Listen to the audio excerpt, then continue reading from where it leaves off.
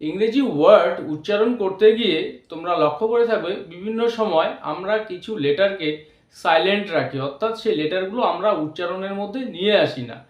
তো এই লেটারগুলো আমরা কখন সাইলেন্ট রাখবো তার কিছু সুনির্দিষ্ট নিয়ম রয়েছে। তো আজকের এই ক্লাসে আমি ইংরেজি অ্যালফাবেটের যে ফার্স্ট চারটি লেটার রয়েছে, অর্থাৎ এ, বি, সি এবং ডি, এই চারটি লেটার কোন কোন ওয়ার্ডের উচ্চারণের সময় বা কোন পরিস্থিতিতে আমরা এ, বি, সি এবং ডি এই চারটি লেটারকে উজ্জ্ব রাখবো, অর্থাৎ উচ্চারণের মধ্যে নিয়ে আসবো না। তো আজকের এই ক্লাসে আমি তোমাদেরকে সেটাই শেখাচ্ছি স্টেপ বাই স্টেপ। তোমরা কেয়ারফুলি যদি ক্লাসটি লক্ষ্য করো, তোমাদের ইংরেজি উচ্চারণের ক্ষেত্রে আর সমস্যা থাকবে না। কখন তোমরা সাইলেন্ট থাকবে। তো লক্ষ্য করো, এখানে ফার্স্ট যে লেটারটি এ, তো ইংরেজি ওয়ার্ডের উচ্চারণের সময় কখন আমরা এ লেটারটিকে উচ্চারণ করব না, অর্থাৎ সাইলেন্ট রাখবো, যখন ও এবং ই এর পরে এ থাকবে, অর্থাৎ ও এবং ই এই যে দুটি ভাইল রয়েছে এদের পরপর যখন এ চলে আসবে ওয়ার্ডে, সেক্ষেত্রে আমরা এর উচ্চারণটা করব না, অর্থাৎ এখানে এ কে উজ্জ্ব রাখবো। লক্ষ্য করে দেখো, example L O A N, loan. এখানে ও এর পরে যে এ লেটারটি রয়েছে তার কিন্তু আমরা উচ্চারণ করছি না। তো এল ও এ এন, লোন, অর্থাৎ এখানে ডিরেক্টলি এল এর পরে ও আর এন এই তিনটি লেটার আমরা উচ্চারণ করছি, অর্থাৎ এই যে লেটারটি এখানে সাইলেন্ট লেটার হিসেবে রয়েছে। নেক্সট লক্ষ্য করো, সি ও এ এল, কোল।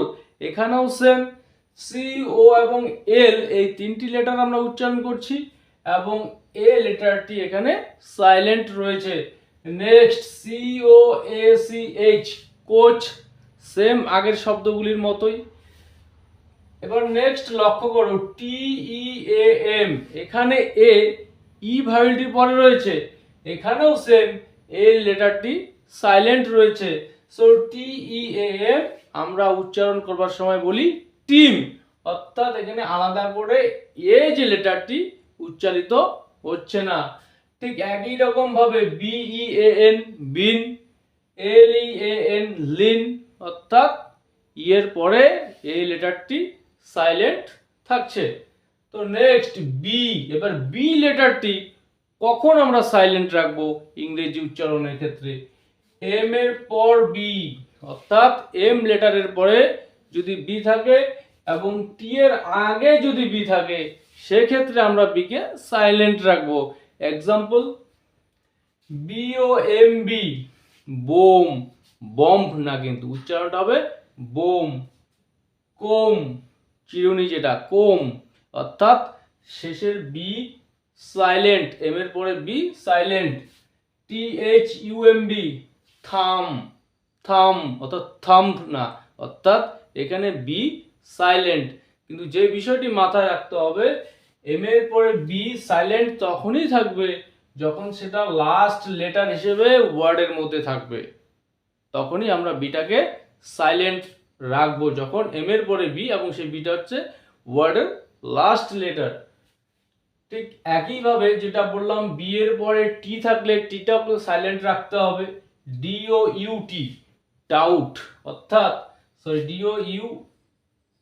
এখানে বিটি, ডাউট, ডিও ইউ বিটি, ডাউট, এখানে বি সাইলেন্ট, অর্থাৎ বি এখানে আমরা উচ্চারণের মধ্যে আনলাম না।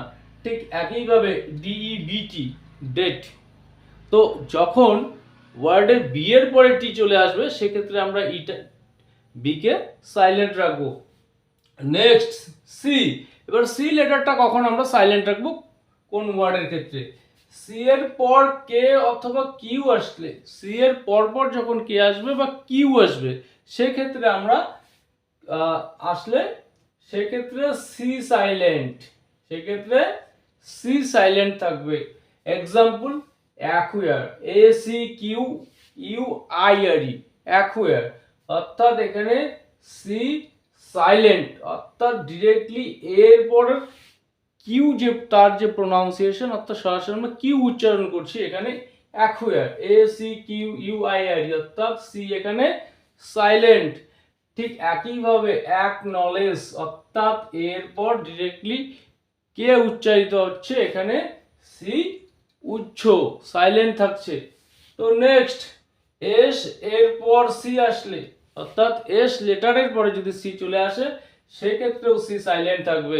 এক্সাম্পল মাসল, মাসল অর্থাৎ এখানে C silent, muscle MUSLE muscle অর্থাৎ সি লেটারটি এখানে উচ্চারণের মধ্যে আসছে না, মাসল।